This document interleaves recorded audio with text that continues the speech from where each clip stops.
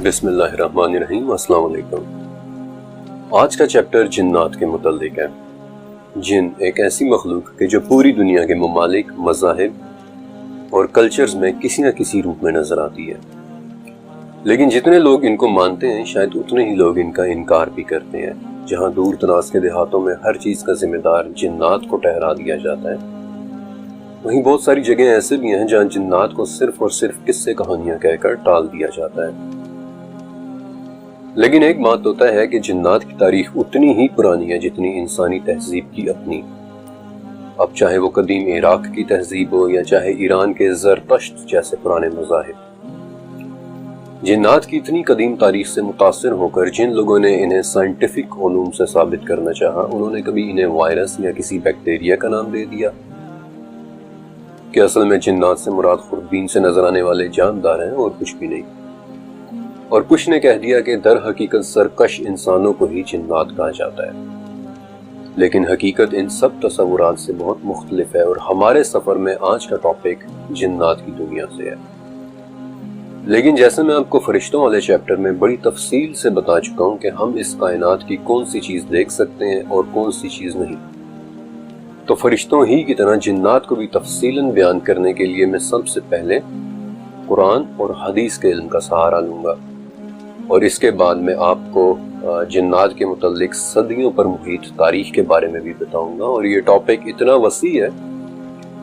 कि मुझे इस चैप्टर के 4 हिस्से करने होंगे। इस चैप्टर के पहले हिस्से के अंदर मैं जिन्नात के वजूद को, उनकी अक़साम को और वो देखने में कैसे होते हैं, इस टॉपिक पर की गई अपनी स्टडी को आपके सामने रखूंगा।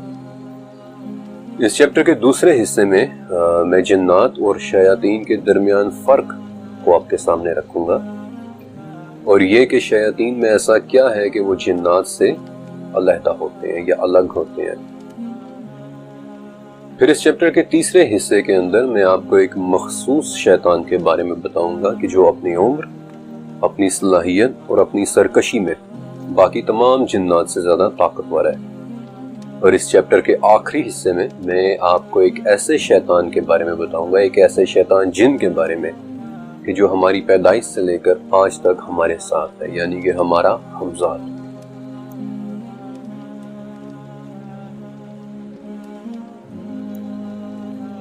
लेकिन सबसे पहला सवाल कि जिन आखिर है क्या, ये बात तो तकरीबन आप सब ही ने सुन रखी होगी कि अरबी लफ्ज जिन का मतलब है वो चीज जो नजर ना आए।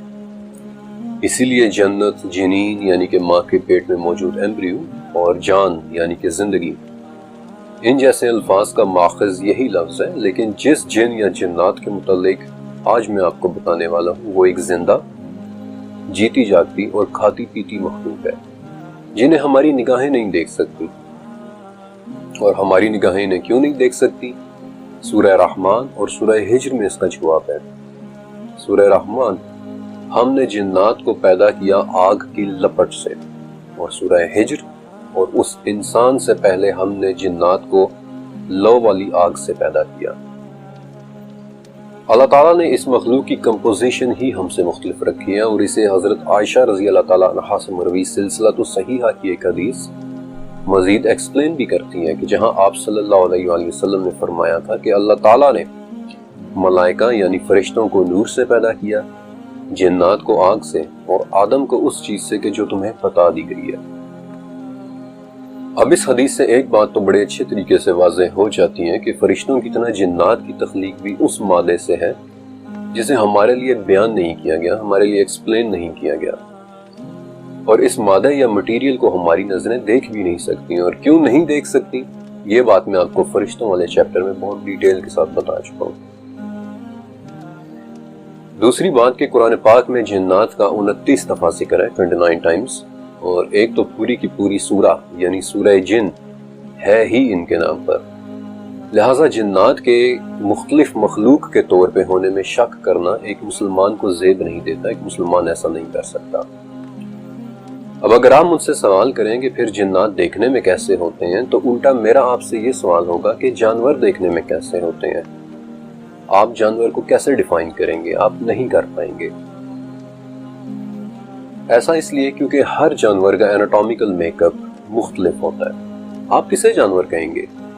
شیر جیسے نظر آنے والی چیز کو، یا زرافے جیسے جسم والے کو، یا پھر رینگنے والے کسی مگرمچھ جیسے جسم والے کو، یا پھر سانپ جیسے کسی چیز کو۔ ہم انسانوں کا ایناٹامیکل میک اپ تقریباً ایک جیسا ہے، 2 ٹانگیں، 2 بازو، 2 آنکھیں، 1 ناک، بس فرق ہے تو صرف شاید قد کا یا نئے نقش کا۔ لیکن جیسے جانوروں کی پوری فزیولوجی ایک دوسرے سے مختلف ہوتی ہے، بالکل ویسے ہی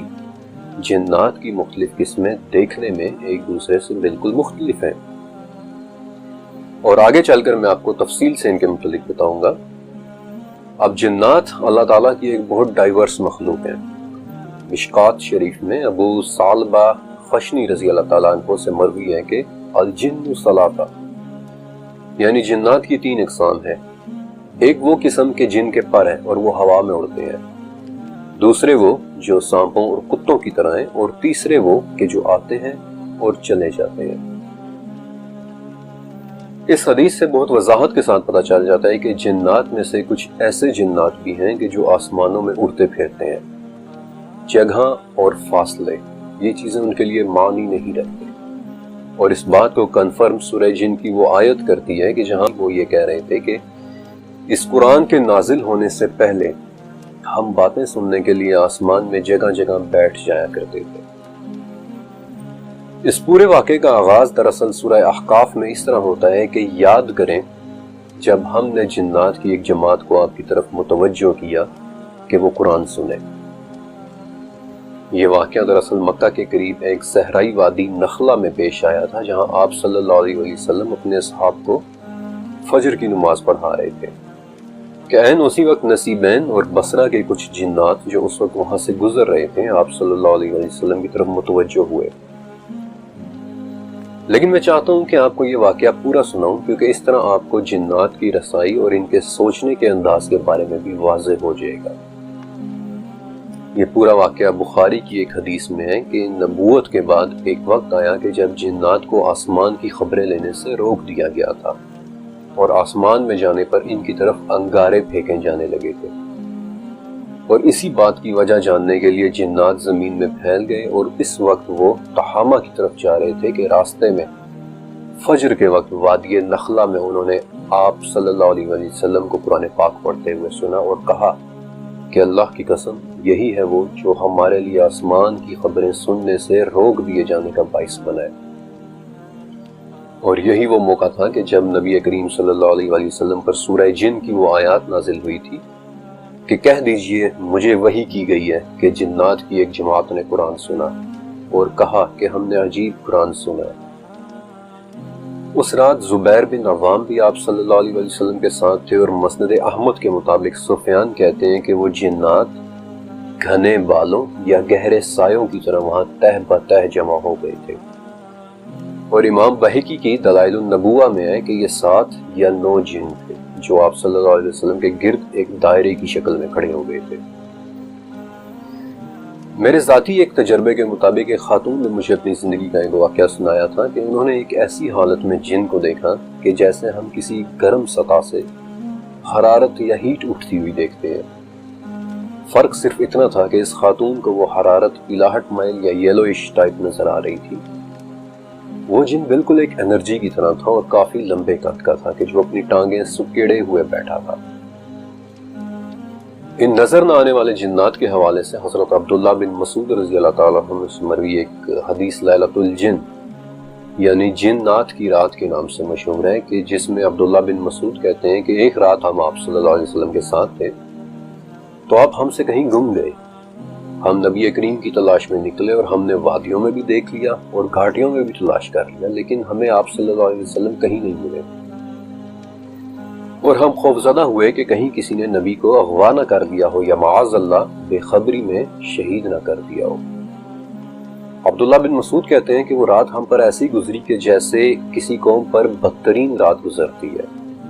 جب صبح ہوئی تو ہم نے دیکھا کہ آپ صلی اللہ علیہ وسلم ہرا کی طرف سے چلے آ رہے ہیں، اور جب ہم نے جلدی میں یہ سارا واقعہ آپ کی خدمت میں پیش کیا تو آپ نے فرمایا کہ رات میرے پاس جنات کی دعوت دینے والا آیا اور میں اس کے ساتھ چلا گیا تھا، اور میں نے ان کے سامنے قرآن کی قرات کی۔ اور ابن مسعود مزید کہتے ہیں کہ اس کے بعد آپ صلی اللہ علیہ وسلم ہمیں وہاں ساتھ لے کر بھی گئے، اور ہمیں ان کے پیروں کے نشانات تک بھی دکھائے، یہاں تک کہ ان کی آنکھ کے نشان بھی۔ بخاری میں ایک حدیث ہے کہ جس میں مسروق انہی عبداللہ ابن مسعود کے بیٹے سے بات کرتے ہوئے کہتے ہیں کہ جن جنات نے قرآن سنا، نبی کریم صلی اللہ علیہ وسلم کو ان جنات کی خبر ببول کے ایک درخت نے دی تھی، لیکن مجھے اس حوالے سے کوئی ریفرنس نہیں مل سکا کہ ایگزیکٹلی یہ کون سی رات تھی، عبداللہ بن مسعود والی ہی لیلۃ الجن یا پھر کوئی ایک مختلف رات، کیونکہ جنات کے نبی کریم صلی اللہ علیہ وسلم کے پاس قرآن سیکھنے کی نیت سے آنے کے ملٹیپل واقعات ہیں۔ جنات کی ایک اور شکل سانپوں کی طرح بھی ہوتی ہے، اور اس پر عبداللہ بن عباس سے ایک حدیث بھی مروی ہے کہ آپ صلی اللہ علیہ وآلہ وسلم نے فرمایا، سانپ جنات کی مسخ شدہ صورتیں ہیں، جیسے بنی اسرائیل کو بندروں اور خنازیر کی صورت میں تبدیل کیا گیا۔ حضرت ابو سعید خدری کے ایک بھتیجے تھے رضی اللہ تعالیٰ عنہ، جن کی نئی نئی شادی ہوئی تھی۔ اب انہی دنوں غزوہ احزاب کا موقع آ گیا، تو جنگ کے دنوں کے دوران ایک وقت پر انہوں نے آپ صلی اللہ علیہ وسلم سے اپنے گھر جانے کی اجازت مانگی، جس پر آپ نے انہیں اجازت دے دی اور یہ بھی کہا کہ اپنا اسلحہ اپنے ساتھ لے کر جانا۔ اب جب وہ صحابی گھر پہنچے تو دیکھتے ہیں کہ بیوی دروازے پر کھڑی ہوئی ہے۔ صحابی کی غیرت اور غصے نے جوش مارا اور نیزہ بیوی کی طرف کر لیا، جس پر وہ کہنے لگی کہ جلد بازی میں نہ پڑو، پہلے وہ چیز دیکھو کہ جس نے مجھے گھر سے نکالا ہے۔ اب جب صحابی گھر میں داخل ہوئے تو دیکھتے ہیں کہ وہاں ایک بڑا ہی مکروہ قسم کا سانپ بیٹھا ہوا ہے۔ صحابی نے اسے اسی نیزے کی مدد سے باہر نکالنا چاہا، لیکن وہ نیزہ اسے لگ گیا اور وہ سانپ وہیں تڑپنے لگا۔ اب ابو سعید خدری کہتے ہیں کہ ہم نہیں جانتے کہ پھر وہاں کیا ہوا، پہلے سانپ مرا یا میرا بھتیجا۔ اور بعد میں ان کے لوگ نبی کریم صلی اللہ علیہ وسلم کے پاس آئے اور کہنے لگے کہ آپ اللہ سے دعا کریں کہ وہ ہمارا ساتھی ہمیں لوٹا دے، جس پر آپ صلی اللہ علیہ وسلم نے پھر 2 دفعہ یہ فرمایا کہ اپنے ساتھی کے لیے مغفرت طلب کرو، اور پھر یہ فرمایا کہ جنات میں سے کچھ جن اسلام لا چکے ہیں، جب تم انہیں دیکھو تو انہیں 3 مرتبہ ڈراؤ، یعنی 3 دن تک، اور اگر پھر بھی وہ نظر آئیں تو 3 دن کے بعد اگر انہیں مارنا چاہو تو پھر مار دو۔ ان صحابی کے گھر میں موجود وہ مکروہ سانپ دراصل ایک جن تھا۔ سن 1832 میں 1832 میں شریف جعفر نے ایک کتاب شائع کی تھی کہ اگر ہم جنات کو دیکھ سکیں تو وہ ہمیں آدھے انسان یا آدھے جانور کی شکل میں بھی نظر آ سکتے ہیں۔ اب یہ بات میرے لیے بالخصوص بڑی دلچسپی کا باعث بنی کہ اسے سلسلۃ الصحیحہ کی ایک حدیث بڑی وضاحت کے ساتھ کنفرم کرتی ہے۔ ابن ابی کے والد کا کھجوریں سکھانے کا ایک میدان تھا اور وہ بذات خود اس کی نگرانی کیا کرتے تھے۔ ایک مرتبہ وہاں معمول کے مطابق کھجوریں بڑی سوکھ رہی تھیں تو دیکھتے ہیں کہ ایک جگہ سے کھجوریں کم ہو رہی ہیں۔ یہ دیکھ کر انہوں نے وہاں نظریں رکھنی شروع کر دی تو کیا دیکھتے ہیں کہ کم عمر لڑکے کی طرح کا کوئی جاندار وہاں کھڑا ہوا ہے۔ انہوں نے اسے سلام کیا اور اس جاندار نے آگے سے سلام کا جواب بھی دیا، جس پر انہوں نے پوچھا کہ تم انسانوں میں سے ہو یا جنات میں سے، اور اس نے کہا کہ جنات میں سے۔ اور ابن ابی کے والد نے اس کے ہاتھ دیکھے کہ جو بالکل کتوں کے ہاتھ کے جیسے تھے، اور اس پر بالکل کتوں ہی کی طرح کے بال بھی تھے۔ اس جن نے مزید یہ بھی کہا کہ جنات جانتے ہیں کہ ان میں مجھ سے زیادہ طاقتور اور کوئی نہیں ہے۔ تو ابن ابی کے والد نے پوچھا کہ پھر تمہیں چوری پر کس نے مجبور کیا ہے؟ تو اس نے جواب دیا کہ ہمیں خبر ملی ہے کہ تم ایک ایسے شخص ہو جو صدقہ کرنا پسند کرتا ہے، اس لیے ہم نے سوچا کہ ہم بھی تمہارا کھانا کھائیں۔ اس وقت ابن ابی کے والد کے سامنے وہ جن اس طرح سے تھا کہ اس کے ہاتھ کتوں کی طرح تھے،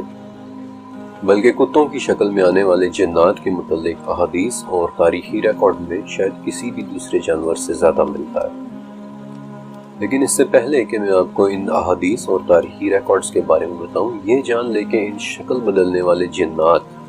یعنی کہ شیپ شفٹرز کے لیے یوں لگتا ہے کہ جیسے چتھونک جانور یعنی کہ وہ جانور جو مٹی میں رینگتے ہیں، یوں لگتا ہے کہ جنات کے لیے ان میں خاص قسم کی کشش ہے۔ مثلا سانپ، بچھو، چھپکلی، اور کچھ ہی عرصہ پہلے کی بات ہے کہ برازیل کے میڈیا پر ایک بہت بڑی خبر وائرل ہوئی تھی جس میں ایمیزون کے جنگلات میں گھنے درختوں کے بیچوں بیچ ایک ویل مچھلی کی لاش پڑی ہوئی ملی تھی۔ اب 30,000 کلو گرام کی ایک ویل مچھلی کی لاش جنگل میں کیسے پہنچی؟ یا کیا وہ واقعی ایک ویل تھی یا پھر وہ ویل کی شکل میں کوئی مخلوق تھی؟ اس بات کا جواب کسی کے پاس نہیں ہے۔ آپ سب نے حضرت سلیمان علیہ السلام کو جنات پر حکومت دیے جانے کے بارے میں بھی سنا ہوگا۔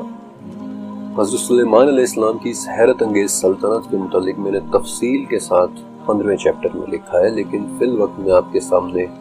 سورہ صاد کی صرف 2 آیات کا ذکر کرنا لازم سمجھتا ہوں کہ ہم نے طاقتور جنات کو بھی سلیمان کا فرما بردار کر دیا، اور ہر عمارت بنانے والے کو اور ہر غوطہ خور کو بھی، اور دوسرے جنات کو بھی کہ جو زنجیروں میں جکڑے رہتے تھے۔ اس وقت اسپین کے شہر روکسانہ میں ایک عربی مینیوسکرپٹ یا مسودہ موجود ہے جو الاندلس کے زمانے یعنی مسلم اسپین کے دور کی ایک عمارت کے نیچے سے ملا تھا۔ اس عجیب و غریب مینیوسکرپٹ کو دی بک آف ڈیڈلی نیمز کا نام دیا گیا تھا، یعنی کہ خطرناک ناموں کی کتاب۔ اس مینیوسکرپٹ میں بڑی تفصیل کے ساتھ لکھا ہے کہ کیسے ایک بادشاہ سلیمان علیہ السلام کے سامنے 72 یعنی کہ 72 مختلف جنات کو پیش کیا گیا، اور یہ بھی کہ انہوں نے بادشاہ کو اپنی قوتوں اور طاقتوں کے بارے میں بتایا تھا کہ وہ کیا کر سکتے ہیں۔ اسی حوالے سے ایک اور ریفرنس مجھے 9ویں صدی کے عراقی اسکالر 9th سینچری اسکالر ابو فراج محمد کی کتاب الفہرست میں بھی ملا تھا، جس کے چند اوریجنل کاپیز آج بھی استنبول، وینا، پیرس اور برلن میں موجود ہیں، اور جس میں انہوں نے ان 72 میں سے 70 جنات کی بڑی ڈیٹیل ڈسکرپشن لکھی ہے کہ جو بادشاہ سلیمان علیہ السلام کے دور میں موجود تھے۔ اسی حوالے سے ایک تیسرا ریفرنس مجھے ابو الفضل محمد الطباسی کی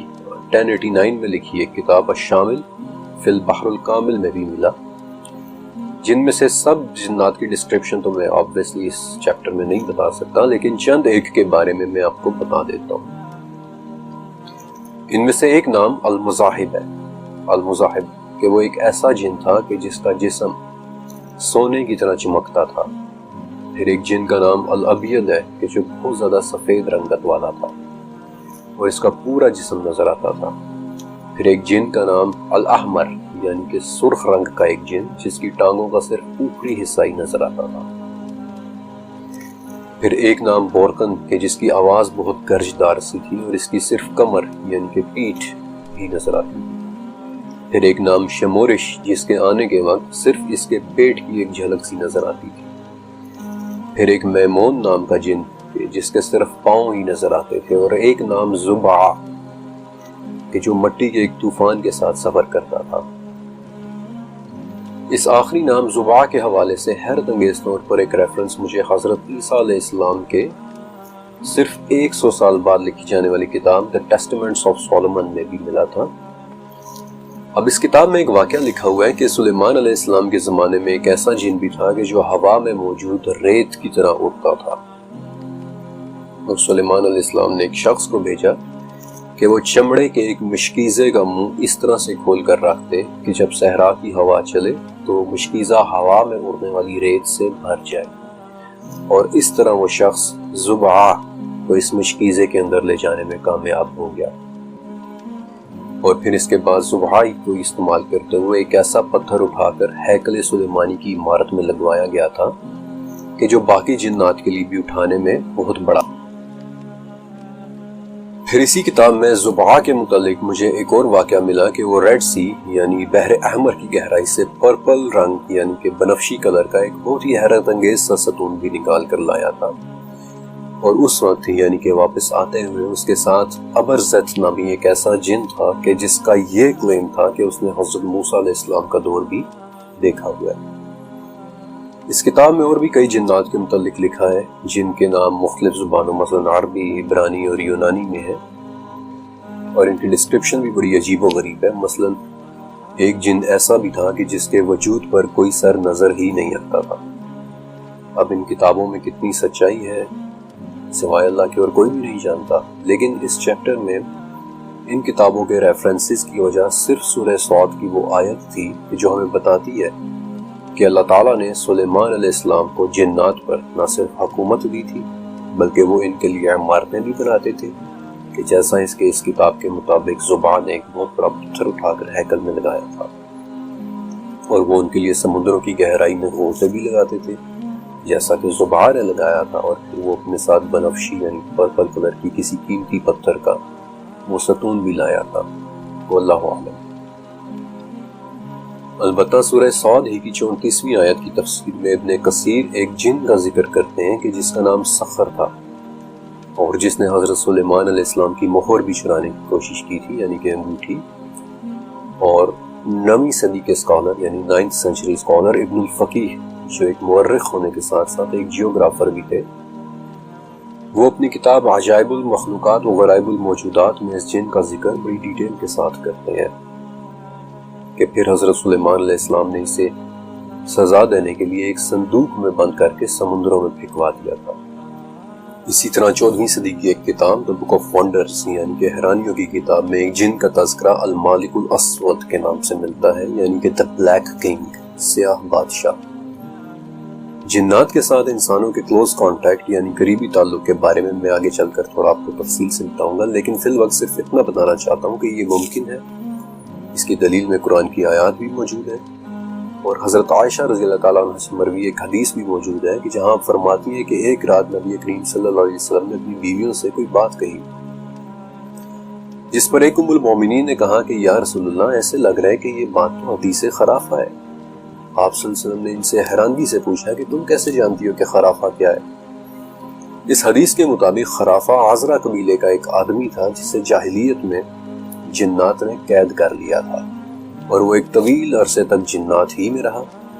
جس کے بعد وہ اسے انسانوں میں چھوڑ گئے، اور تب سے وہ لوگوں کو جنات کی عجیب و غریب باتیں بتایا کرتا تھا، اور اس شخص کی باتوں کو لوگ حدیث خرافہ کہتے ہیں۔ اب اس سے پہلے کہ میں آپ کو جنات کے بعد شیاطین کے بارے میں بتاؤں، حضرت جابر رضی اللہ تعالیٰ عنہ سے ایک حدیث مروی ہے کہ نبی کریم صلی اللہ علیہ وسلم نے ملاقات کے لیے چند جنات آئے آپ صلی اللہ علیہ وسلم سے ملاقات کے لیے، اور انہوں نے قرآن کے متعلق کچھ سوالات کیے۔ آپ صلی اللہ علیہ وسلم نے ان کے جوابات دیے اور ان کے سامنے سورہ رحمان کی تلاوت کی، جس میں بار بار فَبِأَيِّ آلَاءِ رَبِّكُمَا تُكَذِّبَانِ آتا ہے، اور اسے سن کر ان جنات نے کہا کہ الحمدللہ، ہم نے اللہ کی نشانیوں میں سے کوئی ایسی چیز نہیں دیکھی جس کی ہم تکذیب کرتے ہیں۔ اور یہی سورہ ایک مرتبہ جب نبی کریم صلی اللہ علیہ وسلم نے ملنے کے لیے آنے والے چند انسانوں کے سامنے تلاوت کی تو وہ خاموش رہے، اور اس بات پر آپ صلی اللہ علیہ وسلم نے فرمایا کہ تم سے اچھا جواب تو جنات نے دیا تھا۔ لیلۃ الجن والی حدیث میں جنات نے نبی کریم صلی اللہ علیہ وسلم سے اپنی خوراک کے متعلق بھی سوال کیا تھا، تو آپ صلی اللہ علیہ وسلم نے انہیں بتایا کہ ہر وہ ہڈی کہ جس کے جانور پر اللہ کا نام لیا گیا ہو اور اس پر لگا ہوا گوشت تمہارے ہاتھ میں آ کر پہلے سے زیادہ گوشت بن جائے گا، یہی تمہاری خوراک ہے۔ اور ہر نرم قدم والے اونٹ اور کٹے ہوئے سوموں والے جانور کی لیڈ تمہارے جانوروں کا چارہ ہے۔ اور بیسیکلی یہی وہ وجہ ہے کہ آپ صلی اللہ علیہ وسلم نے انسانوں کو ان دونوں چیزوں سے استنجا کرنے سے منع بھی فرمایا۔ یہاں تک پہنچ کر اب آپ کو کافی حد تک جنات کے بارے میں اندازہ ہو چکا ہوگا کہ وہ دیکھنے میں کیسے ہو سکتے ہیں۔ وہ اچھائی اور برائی کے درمیان فرق بھی سمجھتے ہیں، وہ کھاتے بھی ہیں اور پیتے بھی ہیں، لیکن ان کی تخلیق کی حقیقی کمپوزیشن کے لیے قرآن پاک میں مارج کا لفظ بھی ہے، یعنی بغیر دھوئیں کی ایک آگ، اور سموم کا لفظ بھی ہے، یعنی آگ کی تیز لپٹ۔ اب ایگزیکٹلی یہ کیسی آگ اور کیسی لو ہے، حضرت عائشہ رضی اللہ عنہا سے مروی حدیث سے ہمیں پتہ چل جاتا ہے کہ ان کی تخلیق اس مادے سے ہے کہ جسے شاید ہم پوری طرح سے کبھی بھی سمجھ نہ سکیں۔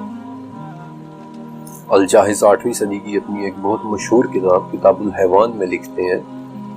کہ اگر وہ نیک اور بد دونوں کام کرے تو وہ ایک جن ہے، اگر وہ آسمانوں میں چھپ کر سنے، بھاری وزن بھی اٹھا سکے اور انسانوں سے زیادہ تیز اور طاقتور ہو تو وہ ایک مارج ہے، and if he is more than that، اگر وہ اس سے بھی زیادہ کر سکتا ہے تو پھر وہ ایک عفریت ہے، یعنی کہ جنات کی ایک انتہائی پاورفل کلاس۔ وہی عفریت جو حضرت سلیمان علیہ السلام کے دربار میں بھی موجود تھا، وہی عفریت جس کا نام سورہ نمل میں بھی مینشن ہے،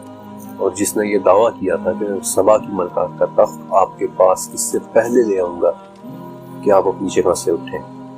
اور اس واقعے پر پوری ایک تحریر میں نے سلیمان علیہ السلام کے چیپٹر میں لکھی ہے۔ البتہ نظر نہ آنے والے جنات کی ایک خاص قسم کے حوالے سے مصر کے ایک اسکالر شیخ کشک نے اپنی زندگی کا ایک بڑا حصہ ریسرچ میں گزارا ہے، اور ان کی ایک بات مجھے ہمیشہ یاد رہتی ہے کہ ان میں سے بعض جنات اپنی خوبصورتی میں اس قدر حسین ہے کہ اگر ہم انہیں دیکھنے کے قابل ہو جائیں تو شاید ہم خوبصورتی کا مطلب ہی بھول جائیں۔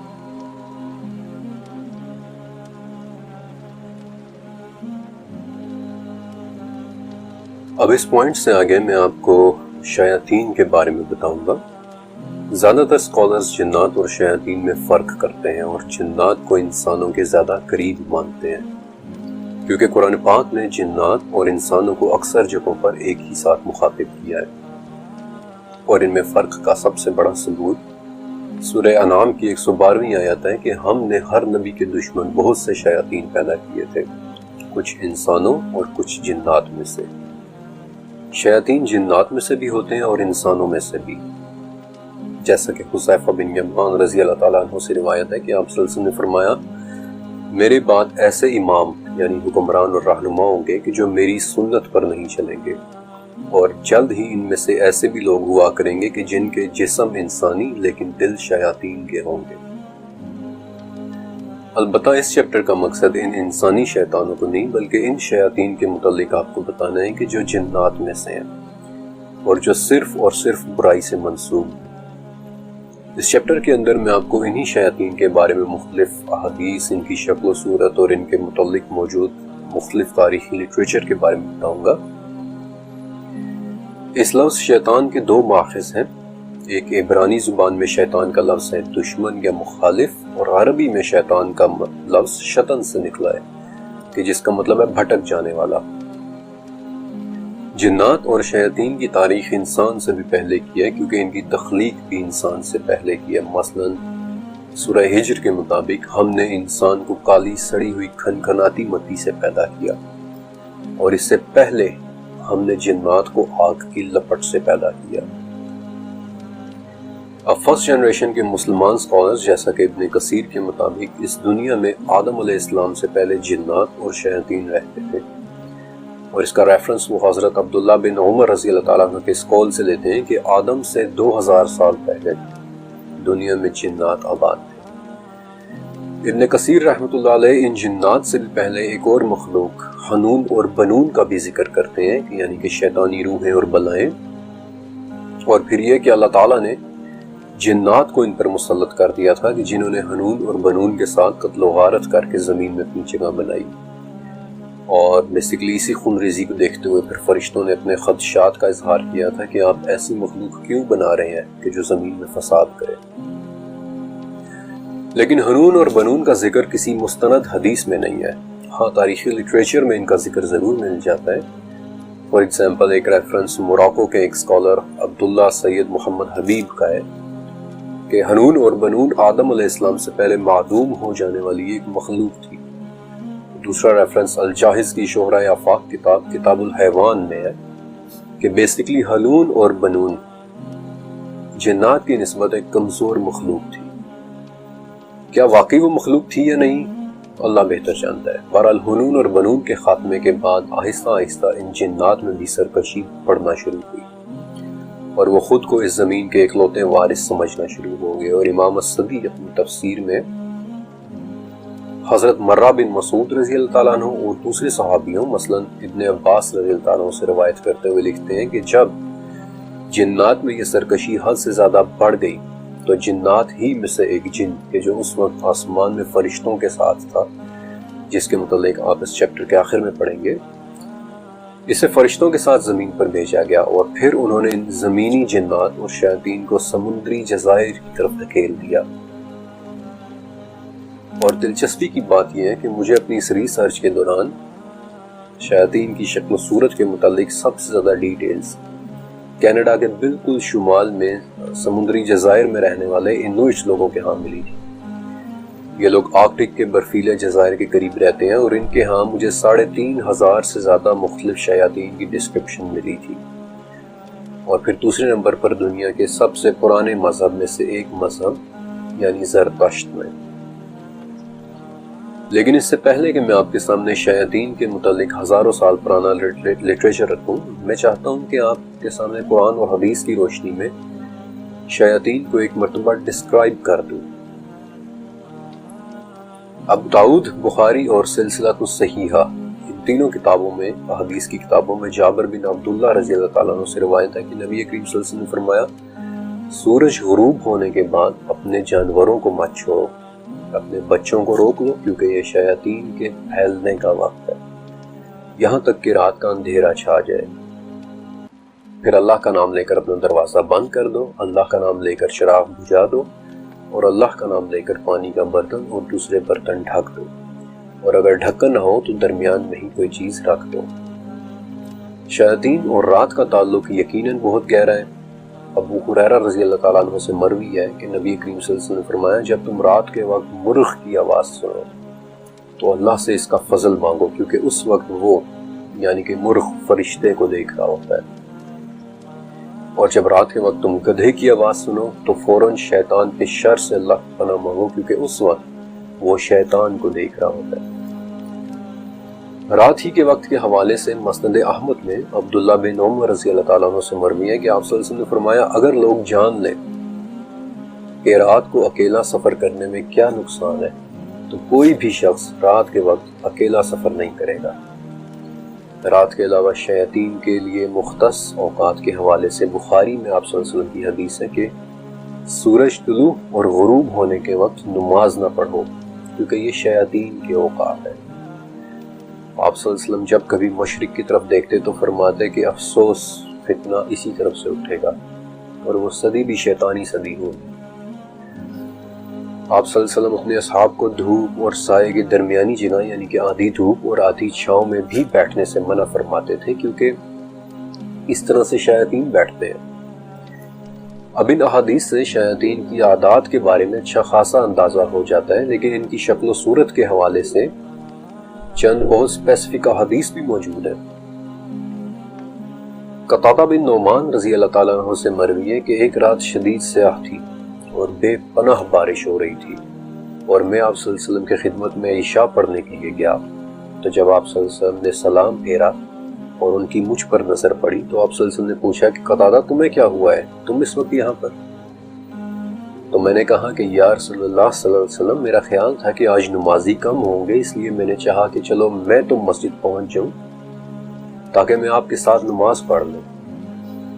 اس پر آپ صلی اللہ علیہ وسلم نے فرمایا کہ جب تم نماز پڑھ لو تو میرے آنے تک اپنی جگہ پر بیٹھے رہنا۔ جب آپ صلی اللہ علیہ وسلم نماز سے فارغ ہوئے نا، میں نے دیکھا کہ آپ صلی اللہ علیہ وسلم کے پاس کھجور کی ایک ٹہنی تھی جس کے سہارے آپ چل رہے تھے۔ آپ صلی اللہ علیہ وسلم نے وہ ٹہنی مجھے دیتے ہوئے کہا کہ تمہاری غیر موجودگی میں تمہارے گھر والوں کے پاس شیطان آیا ہے، اس ٹہنی کو لے جاؤ اور گھر تک اسے مضبوطی سے پکڑے رہنا، اور جب گھر کے ایک کونے میں کوئی وجود دیکھ لو تو بات کرنے سے پہلے اسے مارنا۔ قتادہ کہتے ہیں کہ جب میں مسجد سے نکلا تو وہ ٹہنی شمع کی طرح روشن ہو گئی، اور جب میں گھر پہنچا تو گھر والوں کو سوئے ہوئے پایا، البتہ گھر کے ایک کونے میں سہ جیسا ایک جانور بیٹھا تھا جس کے پورے جسم پر کانٹے ہی کانٹے تھے، اور میں اسے ٹہنی سے مارتا رہا یہاں تک کہ وہ گھر سے نکل گیا۔ اس وقت قتادہ کے گھر میں وہ شیطان ایک ایسی حالت میں بیٹھا ہوا تھا کہ اس کے جسم پر کانٹے ہی کانٹے تھے، ویسے ہی جیسے سہ کے جسم پر ہوتے ہیں۔ میری ریسرچ کے مطابق احادیث میں شیطان کو جس جانور کے روپ میں سب سے زیادہ بتایا گیا ہے وہ ایک کالا کتا ہے۔ جامع ترمذی اور سلسلہ الصحیحہ، ان دونوں احادیث کی کتابوں میں حضرت ابو ذر رضی اللہ عنہ سے حدیث موجود ہے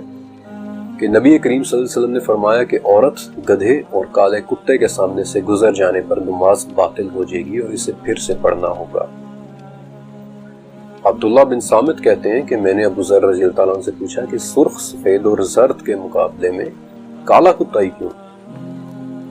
ابو ذر رضی اللہ تعالیٰ عنہ کہتے ہیں کہ میں نے بھی نبی کریم صلی اللہ علیہ وسلم سے یہی بات پوچھی تھی، اور آپ صلی اللہ علیہ وسلم نے فرمایا تھا کہ کالا کتا شیطان ہے،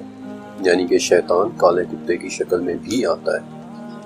اور اپنی ریسرچ سٹڈی کے دوران مجھے شیاطین سے منسوب سب سے زیادہ ذکر بھی ایک کالے کتے کے متعلق ہی ملا۔ ایک شیطانی کالے کتے کا سب سے پہلا ذکر قدیم مصریوں اینشینٹ ایجپشنز کے ہاں ملتا ہے، جسے وہ سربیورس یا کربیورس کہتے تھے،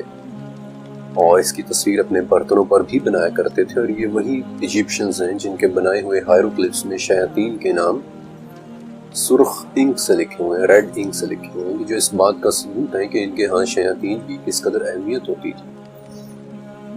اور مزید حیرت کی بات یہ ہے کہ مصریوں کے ہاں شیاطین اور معبود ان دونوں کے لیے استعمال ہونے والا لفظ ایک ہی تھا۔ ان اینشینٹ ایجپشنز کے حوالے سے بہت تفصیل کے ساتھ میں آپ کو 14th چیپٹر میں بتاؤں گا، لیکن پچھلے 1400 سالوں میں یورپ کے اخبارات میں جگہ جگہ ایک کالے کتے کا ذکر ملتا ہے۔ کبھی 1856 میں فرانس کے ایک چرچ کے اندر کالا کتا نظر آتا ہے، جبکہ چرچ کے دروازے بھی بند ہوتے تھے۔ کبھی بیلجیم میں ایک بڑے سے کالے کتے کی رپورٹس ملتی ہیں کہ جو ایک ٹوٹی ہوئی زنجیر گلے میں ڈال کر لٹکا کر ساری رات کھیتوں میں گھومتا رہتا ہے۔ کبھی 1677 میں ایک کالے کتے کو بدنام زمانہ رچرڈ کابل کے جنازے پر دیکھا جاتا ہے کہ جو کہ ایک جانا مانا شیطان پرست انسان تھا۔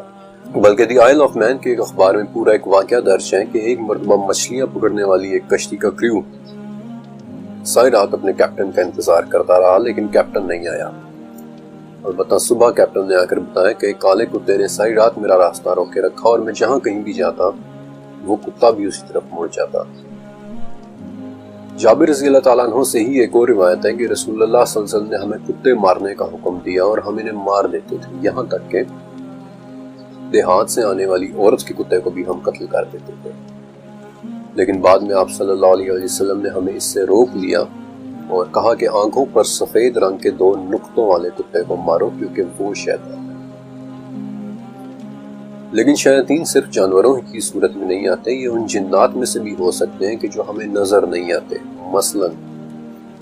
حضرت ابو درداء رضی اللہ تعالیٰ عنہ سے روایت ہے، آپ کہتے ہیں کہ ایک مرتبہ ہم نے نبی صلی اللہ علیہ وسلم کو نماز کے دوران اعوذ باللہ منک کہتے سنا۔ پھر آپ صلی اللہ علیہ وسلم نے کہا کہ اللہ نک باللعنت اللہ، اور یہ آپ صلی اللہ علیہ وسلم نے 3 مرتبہ کہا، اور اپنا ہاتھ ایسے آگے بڑھایا کہ جیسے آپ صلی اللہ علیہ وسلم کسی چیز کو پکڑ رہے ہیں۔ جب آپ نماز سے فارغ ہوئے تو ہم نے پوچھا کہ یا رسول اللہ، آج ہم نے نماز میں آپ کی زبان سے وہ کلمات سنے ہیں کہ جو پہلے کبھی نہیں سنے تھے، اور آپ نے ہاتھ بھی اٹھایا۔ اس پر آپ صلی اللہ علیہ وسلم نے فرمایا کہ وہ شیطان تھا اور میرے چہرے پر آگ کا ایک شعلہ پھینکنا چاہتا تھا، تو پہلے میں نے اس مخاطب کر کے اعوذ باللہ منک کہا، اور پھر اللہ نک بلعنت اللہ کہا، اور پھر اسے پکڑنے کے لیے ہاتھ بڑھایا، لیکن وہ پیچھے ہٹ گیا۔ ورنہ صبح کو اہل مدینہ کے بچے اس کی لاش کے ساتھ کھیل رہے ہوتے جو گیند کی شکل کی ہوتی۔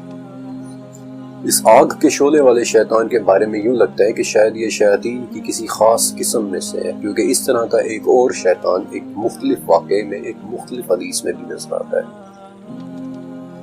یہ دوسری حدیث بیسیکلی حضرت عبد الرحمن بن خنبش رضی اللہ تعالیٰ عنہ سے مروی ہے۔ عبد الرحمن کہتے ہیں کہ جس رات شیاطین وادیوں اور پہاڑوں سے اتر کر رسول اللہ صلی اللہ علیہ وسلم کی طرف آنے لگے تو ان میں ایک شیطان ایسا بھی تھا جس کے پاس آگ کا ایک شعلہ تھا، جس سے وہ آپ صلی اللہ علیہ وسلم کو جلا دینا چاہتا تھا، لیکن اس پر رعب طاری ہو گیا اور وہ پیچھے ہٹنے لگا۔ اور اس وقت جبرائیل علیہ السلام آپ صلی اللہ علیہ وسلم کے پاس آئے اور کہا کہ یا رسول اللہ کہیں۔ آپ نے پوچھا کہ کیا کہوں؟ جبرائیل علیہ السلام نے کہا کہ کہیں، میں اللہ کے مکمل کلمات کی پناہ میں آتا ہوں جن سے کوئی نیک اور کوئی فاجر تجاوز نہیں کر سکتا، ہر اس چیز کے شر سے جو اس نے پیدا کی اور زمین میں پھیلائی، ہر اس چیز کے شر سے کہ جو آسمان سے نازل ہوتی ہے اور اس میں چڑھتی ہے، اور ہر اس برائی کے شر سے کہ جو زمین میں پیدا ہوتی ہے اور زمین سے نکلتی ہے، اور رات اور دن کے فتنوں سے، اور رات کو ہر آنے والے سے سوائے اس کے کہ جو خیر کی خبر لائے، یا رحمان۔ اور تب اللہ کے حکم سے اس شیطان کی آگ بجھ گئی۔ جنات اور شیاطین، ان دونوں کے انسانوں کے ساتھ کلوز کانٹیکٹ کے بارے میں احادیث بھی موجود ہیں، جن میں سے ایک حدیث میں سوئے ہوئے انسان کے سر کے پیچھے شیطان کے 3 گرہیں لگا دینے کا ذکر ہے۔ دوسری حدیث میں نیند کے دوران شیطان کے رات بھر ناک کے نتنے میں بیٹھے رہنے کا ذکر ہے۔ اور نہ صرف یہ بلکہ ایک حدیث میں گھروں کے اندر بھی شیاطین کی موجودگی کا ذکر اس طرح ملتا ہے کہ جہاں 5 گھر واقع ہوں، یا ایک روایت میں جہاں 3 شخص رہتے ہوں اور ان میں نہ اذان دی جائے نہ نماز پڑھی جائے، وہاں شیاطین کا غلبہ ہو جاتا ہے۔ پھر کچھ شیاطین جنات کا آسمان تک جانے کی کوششوں کا ذکر بھی سورہ صافات میں ملتا ہے، اور اس کا مفہوم کچھ اس طرح سے ہے کہ دنیا کا آسمان ستاروں سے مزین ہے اور سرکش شیطانوں سے محفوظ ہے۔ وہ فرشتوں کی باتوں کو سننے کے لیے کان بھی نہیں لگا سکتے، لیکن اگر اس وقت ان میں سے کوئی جن ایک بات اچک لے تو انہیں ہر طرف سے ایک دہکتے ہوئے شعلے کے ساتھ مارا جاتا ہے۔ عموماً ان دہکتے ہوئے شعلوں کو شہاب ثاقب ہی لکھا اور سنا جاتا ہے، لیکن اس بات کا کیا مطلب ہوگا کہ اگر ان میں سے کوئی ایک بات اچک لے؟ حضرت عائشہ رضی اللہ تعالیٰ عنہ سے مروی ہے کہ ایک مرتبہ لوگوں نے نبی صلی اللہ علیہ وآلہ وسلم سے ایک سوال کیا کہ یا رسول اللہ، یہ کاہن تو بعض اوقات ایسی چیز بھی بتا دیتے ہیں کہ جو سچ نکلتی ہے۔ تو اس پر آپ صلی اللہ علیہ وسلم نے فرمایا کہ وہ شیاطین جنات کی بات ہوتی ہے جو وہ آسمان سے چوری کر لیتے ہیں، اور پھر اس ایک سچی بات میں 100 سے زیادہ جھوٹ ملا کر کاہنوں کو بتاتے ہیں۔ اور اس حدیث کے الفاظ کے مطابق کاہنوں کے کان میں شیاطین کی یہ باتیں اس طرح سے سنائی دے رہی ہوتی ہیں کہ جیسے ان کے کان میں کوئی مرغی کٹکٹا رہی ہے۔ بے شک شیاطین جنات زمینوں اور آسمانوں میں اڑتے اور گھومتے پھرتے ہیں، بلکہ سنن نسائی میں ابن عباس رضی اللہ تعالیٰ عنہ سے مروی حدیث ہے کہ ایک شخص آپ صلی اللہ علیہ وسلم کی خدمت میں حاضر ہوا اور کہا کہ یا رسول اللہ، میں نے ایک عجیب شے کو آسمان سے اترتے اور اسے اپنی طرف آتے دیکھا، اور میرے بھی دل میں یہ خواہش پیدا ہوئی ہے کہ میں اس سے بات کروں، لیکن پھر میں نے فوراً خود پر قابو پا لیا اور وہاں سے پیچھے ہٹ گیا۔ اب ابن عباس کہتے ہیں کہ ظاہر ہے وہ شخص آپ صلی اللہ علیہ وسلم سے اس چیز کے متعلق دریافت کرنا چاہ رہا تھا، لیکن آپ صلی اللہ علیہ وسلم نے صرف یہ جواب دیا کہ اللہ اکبر، اللہ کا شکر ہے کہ تم نے ایمان کے ذریعے دل سے اس چیز سے ملنے کے وسوسے کو دور کر دیا۔ ان شیاطین میں میل اور فیمیل کے حوالے سے ویسے تو کئی ایک ثبوت موجود ہیں کہ ان میں فیمیل شیطانہ بھی ہوتی ہے۔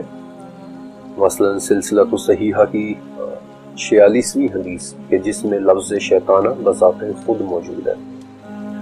اور پھر زید بن ارقم کے ذریعے نبی کریم صلی اللہ علیہ وسلم کی وہ دعا کہ جو آپ نے ہمیں بیت الخلاء جانے سے پہلے پڑھنے کی تاکید کی تھی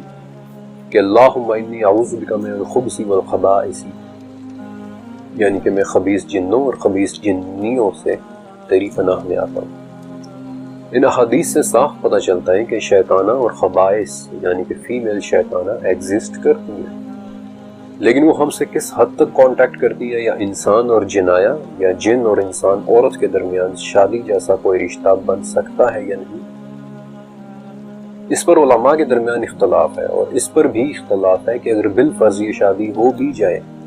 تو کیا ان کے درمیان اولاد ہو سکتی ہے یا نہیں۔ البتہ ان شیطانہ یعنی فیمیل شیاطین کے بارے میں مجھے بہت تفصیلی ڈیٹیلز 1486 میں یورپ میں لکھی ایک کتاب میں ملی تھی۔ یہ اس قدر حیرت انگیز معلومات تھیں کہ اس کتاب کے حیران کن ماضی اور اس کے لکھے جانے کے بعد ہونے والے عجیب و غریب واقعات کو میں نے تفصیل کے ساتھ 19ویں چیپٹر میں لکھا ہے، اس لیے اس کتاب کا تذکرہ میں ابھی یہاں نہیں کر رہا۔ شیاطین کا تاریخ میں ذکر اتنا ہی پرانا ہے جتنی تاریخ خود پرانی ہے۔ دنیا کی سب سے پرانی میسوپوٹامیان تہذیب کی جو ماڈرن عراق میں 5000 سال پہلے موجود تھی، ان میں بھی ایک ایسی نقصان دہ اور ایک اندیکھی مخلوق کا ذکر ہے کہ جو ہمیں نقصان پہنچانا چاہتی ہے۔ قدیم مصری یعنی اینشنٹ ایجپشنز بھی ایک ایسے ہی نظر نہ آنے والے بھٹکے ہوئوں کے بارے میں باتیں کرتے ہیں جن سے بچنے اور جن کو بلانے کے لیے انہوں نے پورے منتر ایجاد کیے تھے، کیونکہ ان کا ماننا یہ تھا کہ یہ شیاطین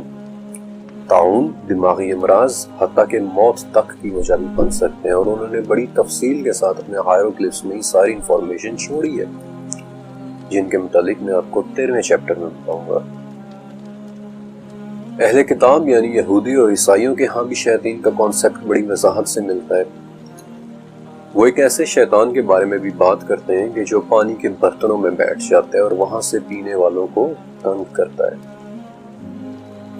پھر تالمودک لٹریچر میں آشما دائیوا نامی ایک شیطان کا ذکر ملتا ہے کہ جو خود کے ایک شہزادے ہونے کا دعوے دار ہے اور اپنی عمر کے حوالے سے خود کو اتنا پرانا کہتا ہے کہ اس نے نوح علیہ السلام کے سیلاب کا دور بھی دیکھا ہے۔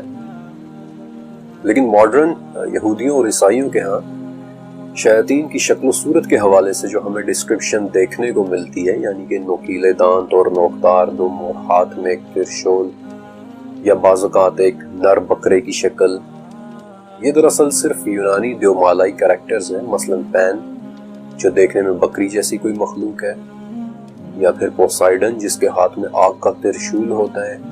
یا پھر بیس جس کے آگ جیسے بال ہیں۔ ان جیسی مخلوقات سے اخذ کی گئی شکلیں، لیکن اس میں کوئی شک نہیں ہے کہ دنیا بھر کا لٹریچر